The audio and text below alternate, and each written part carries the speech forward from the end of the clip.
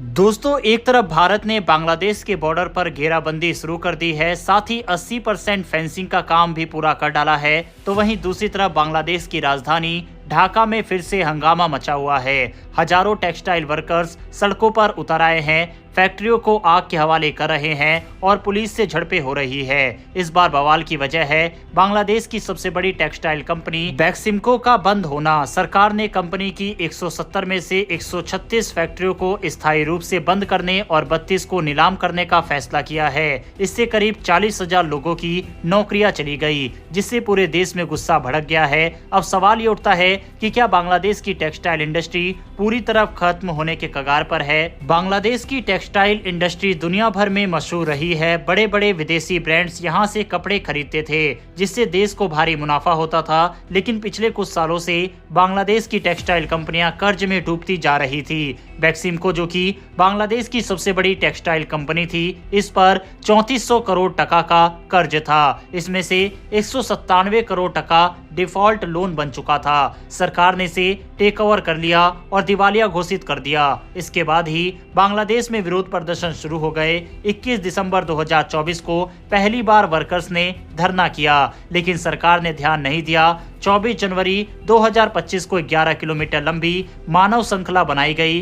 3 फरवरी 2025 को हजारों लोग सड़कों पर उतर आए। चंद्रा नवी नगर हाईवे को ब्लॉक कर दिया गया, जिससे ट्रैफिक 7 घंटे तक बंद रहा। गुस्साए प्रदर्शनकारियों ने ग्रामीण फैब्रिक्स एंड फैशन लिमिटेड नाम की फैक्ट्री में आग लगा दी और कई अन्य टेक्सटाइल फैक्ट्रियों को भी निशाना बनाया गया। अब हालात ऐसे हैं कि बांग्लादेश की टेक्सटाइल इंडस्ट्री बर्बादी के कगार पर है।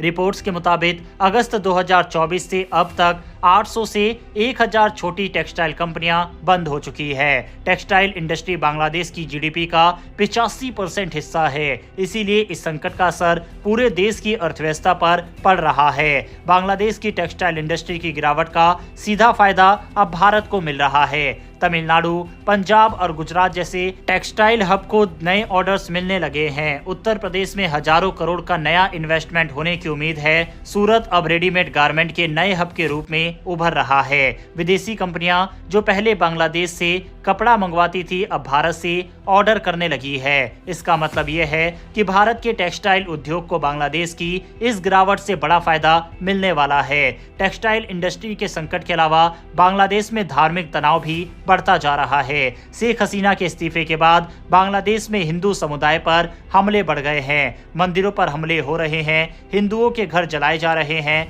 लोग डर के साए में जी रहे हैं। अंतर्राष्ट्रीय दबाव के बाद बांग्लादेश की अंतरिम सरकार, जिसे मोहम्मद यूनिस लीड कर रहे हैं, उन्होंने सुरक्षा अधिकारियों को आदेश दिया है कि अल्पसंख्यकों की सुरक्षा के लिए कड़े कदम उठाए जाएं। यूनिस सरकार ने एक विशेष कमांड सेंटर बनाने का फैसला भी किया है, जिससे हालात पर नजर रखी जा सके और किसी भी हिंसा पर तुरंत एक्शन लिया जा सके। लेकिन बड़ा सवाल यह है कि क्या बांग्लादेश सरकार इन हालात को संभाल पाएगी या फिर ये संकट और भी गहराता नजर आएगा। वहीं इन सब के अलावा भारत बांग्लादेश बॉर्डर का 79% हिस्सा फेंसिंग से कवर किया जा चुका है। अभी भी 864 किलोमीटर का हिस्सा बिना फेंसिंग के बचा हुआ है। इसमें से 174.5 किलोमीटर ऐसा है जहां फेंसिंग लगाना संभव नहीं है। गृह राज्य मंत्री नित्यानंद राय ने बताया है कि भारत सरकार ने बॉर्डर सिक्योरिटी को मजबूत करने के लिए बांग्लादेश सरकार के साथ बातचीत की है। वहीं अब बांग्लादेश के लिए बड़ा सवाल यह है कि क्या बांग्लादेश की टेक्सटाइल इंडस्ट्री पूरी तरह खत्म हो जाएगी।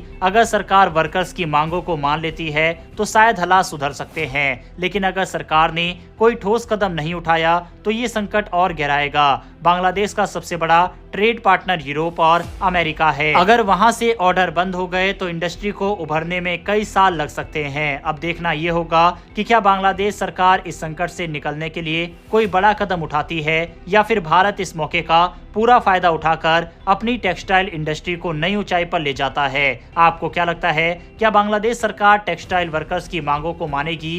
क्या विदेशी निवेशक दोबारा बांग्लादेश में निवेश करेंगे या फिर भारत इस मौके का पूरा फायदा उठाकर ग्लोबल टेक्सटाइल मार्केट पर कब्जा कर लेगा? लेकिन जो भी हो, ये तो साफ है कि इस समय मोहम्मद यूनिस सरकार की हालत बांग्लादेश के अंदर खराब है। स्टूडेंट के द्वारा भी फिर से आंदोलन किया जा रहा है, जिसकी वजह से अब उनकी कुर्सी खतरे में आ गई है। इसके साथ ही सेना भी दो गुटों में बटी हुई है, तो पॉलिटिकल पार्टी भी अब मोहम्मद यूनुस से अपना समर्थन वापस ले चुकी है, जिससे ये कहा जा सकता है कि हम चंद दिनों की मेहमान मोहम्मद यूनुस की सरकार दिखाई दे रही है। बहरहाल दोस्तों, बांग्लादेश से निकल कर आई इन सभी खबरों के बारे में अपनी राय कमेंट बॉक्स में लिखकर बताइएगा। इन्फॉर्मेशन और वीडियो पसंद आई हो तो वीडियो को लाइक करके हमारी आने वाली डेली ऐसी वीडियो के लिए चैनल को सब्सक्राइब कर बेल नोटिफिकेशन अवश्य दबा लें। फिर मिलेंगे ऐसी एक नई वीडियो के साथ। धन्यवाद। जय हिंद।